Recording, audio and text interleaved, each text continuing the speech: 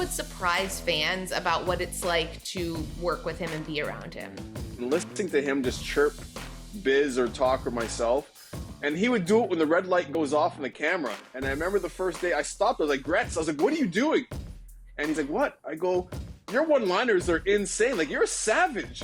And I go, you can't stop those in the camera and stop, because I know, Ace, I know. I'm just dipping my toe in the water. I go, Gretz, enough. I go, I'm sure you never went into a game thinking, well, I'm only getting 1 or 2 assists tonight. That's it. I'll see how the game goes.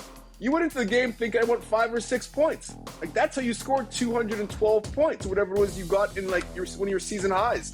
So you have to have that same mentality when you're in television.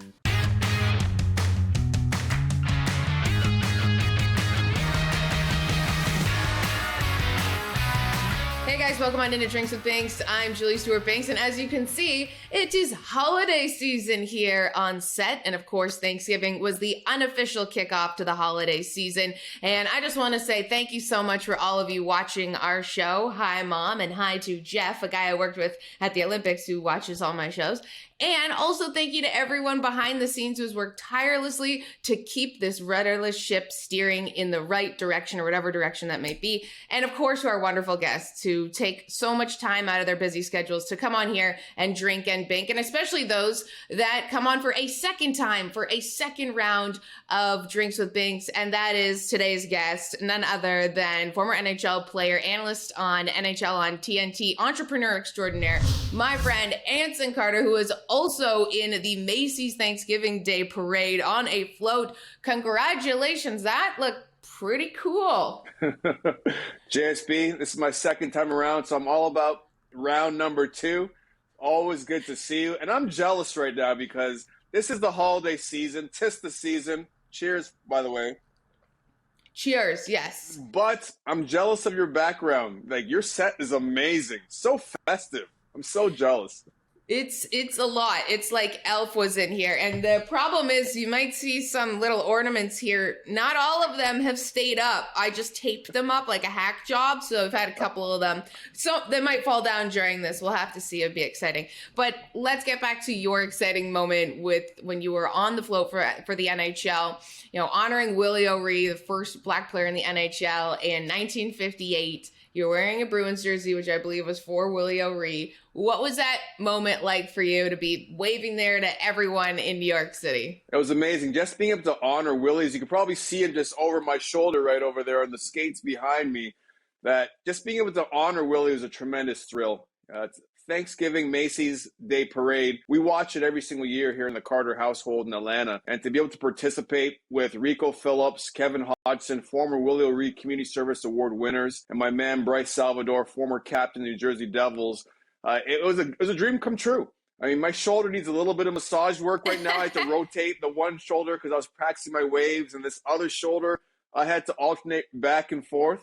But I'm so thankful. You never know where the game of hockey or sports is going to take you. And I never thought in my life it would take me to that parade. But to be able to share it with my family, have my daughter Malia in the audience there. My wife Erica was there too.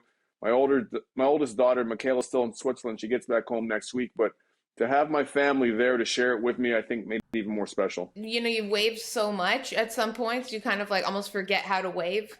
It's like, it's so easy, I really but then did. It's weird. I didn't make an eye contact too with people. It was special too. Like, you never think about it when you're in the crowd of all these people that people on the float are going to see you. But when you're on the float, you could actually make eye contact with people and have that connection. And I remember cruising down, I think it was Broadway, I believe, and I heard, "Daddy!" And I heard my daughter yell at me, believe it or not, with all the people. So to be able to capture that moment and wave at them and say hello was amazing. Oh, that is such a great moment. Now, I know that we were speaking about inclusion and accessibility to hockey when we spoke last time on Drinks with Binks, still during the pandemic. And I know that you're on the co-chair for the NHL's Player Inclusion Committee. How do you feel that conversation is today in terms of addressing diversity within the sport of hockey? We're moving along quite nicely.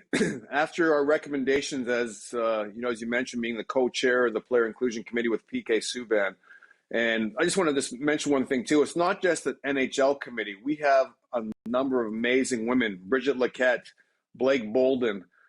We have Megan Duggan. So it's not just NHL players, it's current and former players too, men and women. But through our recommendations, along with the Fan Inclusion Committee, along with Youth Hockey Inclusion Committee, along with the Women's Hockey Committee, and National Hockey League has committed to spending $5 million the next year or so into putting some of these plans in place. And it's baby steps, right? But we're at least going in the right direction. So I still get frustrated when people say hockey isn't acceptable, it's not where it's going, or look at these issues that pop up in our sport and they bring up stuff that's happened the last couple months or so. But that's society in general, that these things happen. It's not just hockey where these things happen and you can point your finger at hockey. But I can say with a great amount of confidence, Julie, that we're moving in the right direction. And people in the hockey space are down for the fight. And people understand that, led by the commissioner and Kim Davis, that this isn't just a moment. Like, this is a movement that we're committed to for the next however many years it's going to take. Well, that's really great to hear that you have so much going behind this movement that is doing so much for players in the league right now, but also for the kids that are watching who want to be able to grow up to be the next Anson Carter someday. And, you know, we know that you have done so much in your career, and one of those moves is going from a new network, but same game with NHL on TNT. What has it been like so far? It's been amazing. We've got a tremendous amount of great quality people that we work with on TNT. And, you know, coming from NBC Sports, the standard was so high because it was a family there as well. I still talk to a lot of my friends that I established there and I work with there at NBC Sports. So to move to TNT and Turner and have that same kind of environment has been amazing, Julie. Just the people that we have working behind the scenes, but on set on our desk, we've got a great group of people. I mean, Liam, that I've got a lot of trust in, you know, faith with getting us in the right place on set. I'm used to working with Liam because we've been working together for the last 7 or 8 years. Having Rick Tockett, who I've known Talk for a long time because we used to train together. And as a young player coming out of college, actually, I used to train with Talk as an older veteran player, and seeing what he did to stay in the league was invaluable for me. And he's won multiple cups as a coach and as a player. Then you've got Biz on the far side, and Biz, I call Biz the great one off the ice. I mean, to watch his transition into a media personality after playing in the league has been amazing. And then you've got the great one that was on the ice, Wayne Gretzky, you know, doing this for the first time, you know, being amazing at it too. So Gretz has a wealth of stories that no one else has tapped into before. And it's been important for our group to just be ourselves. Gretz can't beat me. I can't beat him. Talk can't be Biz. Biz can't be Liam. And we've all been able to stay in our lane, but at the same time, be able to jump over one another if we have to. And we're not afraid to rip each other either. Like, nobody is bigger than the game on our set. And I think that's what makes it fun.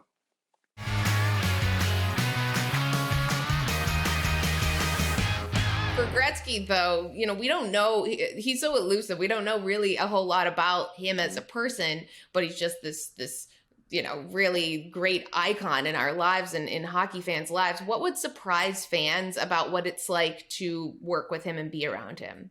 He's so witty. I mean, that's the first thing I've tried to bring out of Gretz, and Talk has done a tremendous job doing too, because Talk knows him way better than we do. Talk played with him. And Biz, the same exact thing. Biz and myself never played with Gretz before. We just known Gretz as you've known him, as this cultural icon within the sport of hockey. But we've had a couple rehearsals, and listening to him just chirp Biz or Talk or myself, and he would do it when the red light goes off in the camera. And I remember the first day I stopped, I was like, Gretz, I was like, what are you doing? And he's like, what? I go, your one-liners are insane. Like, you're a savage. And I go, you can't stop those in the camera. Stop, because I know, Ace. I know. I'm just dipping my toe in the water. I go, Gretz, enough. I go, I'm sure you never went into a game thinking, well, I'm only getting 1 or 2 assists tonight. That's it. I'll see how the game goes. You went into the game thinking I want 5 or 6 points. Like, that's how you scored 212 points or whatever it was you got in, like, one of your season highs. So you have to have that same mentality when you're in television. So that was the thing I think people don't really know. You saw a little bit of it already on our shows on Wednesday nights, but he's one of the funniest guys at one-liners ever. Wow. But we're so used to seeing Gretz being buttoned up, and proper and being the ambassador of the sport and always saying the right thing. But he's hilarious. He's so funny. Okay, so maybe just, you don't have to say exactly what he said, but like maybe give me a sample of what his zingers are like. Well, I think the one night when Biz goes super long because he's used to spitting chiclets in long form content. So his answer is going on, and he wasn't used to other guys jumping in. So we're like, okay, Biz, like wrap it up, like let's go. And Biz like, I know, like I was like a 20-second shift. And Gretz is like, yeah, you should be used to those. Oh. And we're all just like, ooh. I love that. That was kind of rough because, you know, as NHL players, you normally take a minute shift, 45 seconds. And if you go down the lineup, the third or fourth line guys are supposed to take shorter shifts to get off the ice. So Gretz gave him the business, no pun intended. And it's just funny to listen and watch everyone go back and forth. Yeah, and especially if Gretzky body bags you, you're just like, you win. Like, you're like, I'm not going to touch that at all. You just got to bow down and kiss the ring, really. And to Biz's credit, and everyone's credit too, like no one takes it personally. Like I don't, Talk doesn't, I know Biz doesn't, Gretz doesn't. I gave Gretz the business about his sweater vest the very first night. He came with a sweater vest. I was like, a sweater vest? What's happening there? So he was taking shots against Charles Barkley, and Chuck was like, who's the best goalie here? I said, it's probably Gretzky. He's wearing the chest protector. I wasted no time giving the business. Great. And he loved it too. Like he loves to give it. He loves to take it. Well, it seems like you've been like kind of coaching him in the television world, at least in terms of, you know, opening up, being yourself, and also not feeling weird at throwing a couple punches at him. Well, I feel it's a responsibility of myself and Liam's because we have the most experience in the business out of everyone in the group. So it's important to make everyone feel comfortable. It's almost like being a veteran and you have rookies now coming onto your team. It doesn't make sense treating those players as rookies and making them feel like rookies because they'll play like rookies. Like you want first-year players to come onto your team, at least I did when I played, and I want those guys to play like 10-year vets. And it's no different than having Talk, who's never done TV before, or Gretz, to come in. We want them to perform and be at the highest level because if they're winning, we're all winning. You know, I think it's in the best interest of our show that everyone gets up to speed as fast as possible and performs like they're 10-year vets. And I think that's exactly what everyone's done so far. Well, it's great to see the new chemistry, the new vibe, of course, as well with the ESPN deal. Just seeing the proliferation of hockey on all different platforms only helps the sport. And when we look at the sport, plenty of NHL news this year. Let's get to some of the bigger stuff that happened this week. Montreal Canadiens say goodbye to GM Marc Bergevin. And after they went to the Stanley Cup final last year, which was really just such a surprise, you know, no offense to our producer, Andrew Kastner, who loves the Habs. They really should not have been there in the first place. That was all for the Leafs. They let them go there. But, you know, the fact that then they're now just abysmal this year. If you are the Habs now, what direction are you going to go in with someone that you want to be there, knowing that they also have to speak French? Oui. They have to parle français un peu. No, not even un peu. They got a lot, actually. And you know, I'm not auditioning for the job or anything. You know, don't mind me. No big deal. But you're right. They're in a transition period, and they did get to the final last year. And Andrew, sorry, but it's not happening anytime soon because they played the North Division. That's exactly why. And I've said it, and I took a lot of heat for it at the beginning of the season. The North Division last year was terrible. And okay, well, what about Austin Matthews? Austin is a heck of a player. I'm not taking anything away from Austin Matthews. This guy is a world-class talent. Yeah, but the division was terrible. It just was. And there's no running around that. And yes, Toronto lost to Montreal, but Montreal last year was built more for the postseason. But you watch the Habs coming into this year, no Carey Price, no Dano, and they didn't have the captain either, Shea Weber. And their whole team was built on defense. So Dano, one of the best two-way defensemen, two-way forwards in the league, goes to LA. Shea Weber probably won't lace him up ever again. And Carey Price has been out most of the season. So they're not going to score their way out of problems, and that's been a big issue for Montreal this year, a lack of scoring. And now they can't even defend either. But now they've got Jeff Gorton in there, who came from the New York Rangers, who Gort's had his hand in building the Stanley Cup champions, the Boston Bruins, before he went to New York. And then he did a hell of a job reconstructing the New York Rangers into what you see today. I think they're leaving the Metro Division, as of today. So the Rangers are in a position to have success for the next 10 years. So that's exactly what the Montreal Canadiens want to do. The cupboard is bare. I don't think the Habs have really developed and drafted that well the last several years. So Gortz has to. Last year in particular. It's been tough. Kotkaniemi left, went to Carolina, 3rd overall draft pick. So it's been tough. I like the fact they brought Gortz in there, and Montreal needs, like you said, has to have a French-speaking general manager. So I'm sure they'll have a younger guy come in, and having a guy like Gortz working over him and overseeing everything, it's beneficial for everybody because he can do what he does best, and that's putting in the work. And then you have that French-Canadian, the Francophone, come in like a Danny Briere or a Darche from the Tampa Bay Lightning that's had some success, and they can learn under a person like Gortz, who I think is tremendous as an executive, and eventually maybe they can spread their wings. Evander Kane clears waivers after, he's still doing his 21-game suspension for the fake vaccination card. If you are an NHL team, would you take a chance on this guy after everything? No, I wouldn't. I wouldn't. I like what San Jose is doing right now. San Jose, you talk to players in San Jose, there was a chemistry problem in that room. And when a lot of your players go into your manager and say, this guy's not doing it for us, hockey's the ultimate team sport. Look at Connor McDavid's been the best player in the game for the last couple of years, and the Oilers have gone nowhere fast. It's not just one player, but one player can bring the whole house down. And San Jose is having an issue right now, or they had an issue last year because they had a chemistry problem with Evander Kane showing up late, not abiding by team rules. And other players around the room are looking around like, okay, why am I showing up on time when everyone's not being held to the same standards? And this San Jose club coming in this year, I thought they were going to be awful like the rest of the Pacific. They're overachieving. Mm-hmm. But you talk to players in that room, it's because the chemistry is great. So you don't want to come in and rock the boat. Now, I don't know if he'll go somewhere else where there's stronger leadership, but they had a great leadership group in San Jose. They lost a little bit of that when Patty Marleau left and Joe Thornton left and Joe Pavelski left. So if you're going to be a team that wants to bring him in, you got to make sure you got a strong room. But I'm sure a lot of players and a lot of teams around the league are thinking, we're not sure. We need to see more to try to decide if we want to bring him into our locker room. Okay, I'm just going to cut to the chase right now because they are one of the best teams in the league. But how legit are the Toronto Maple Leafs this year? That is the question everyone keeps asking me. They're pretty good. I don't want to rip on the Leafs. The problem with Toronto is it's like the Dallas Cowboys of hockey, right? And when you play in Toronto, your value gets so overhyped that you're way better than you really are.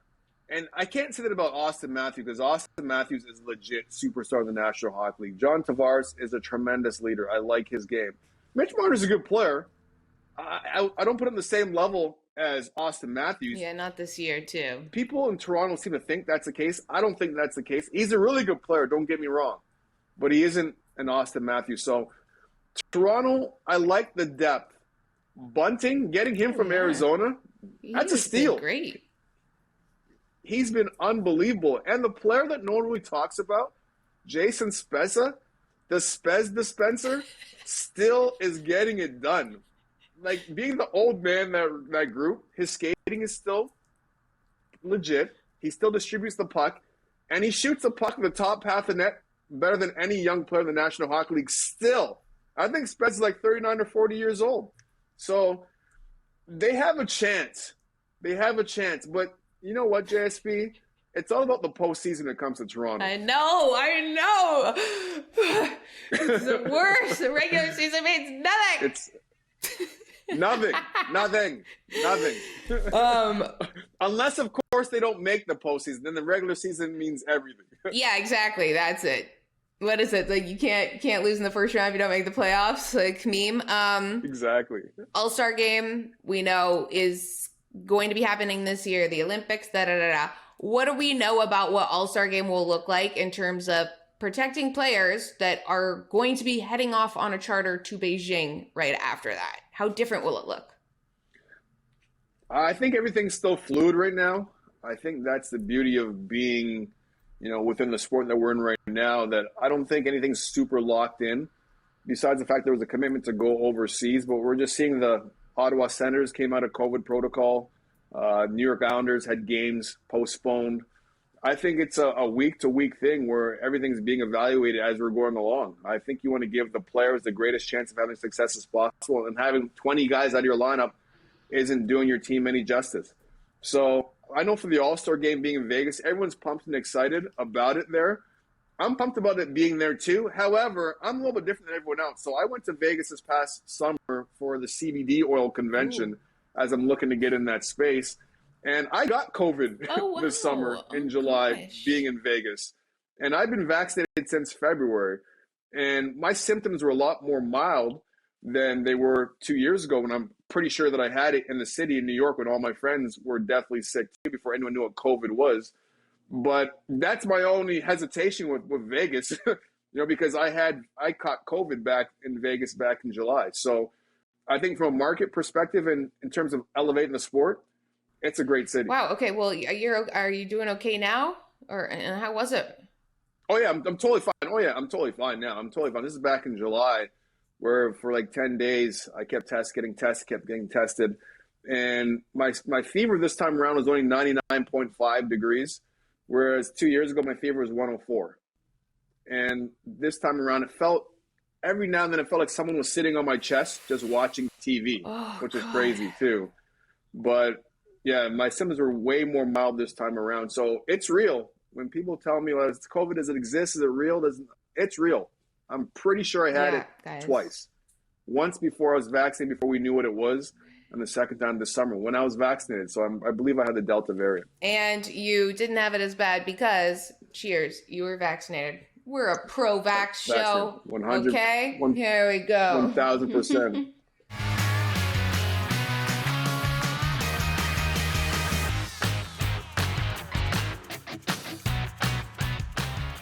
We've had an awesome time drinking and banking here with Anson Carter. Anson, where can we find anything and everything you're doing next?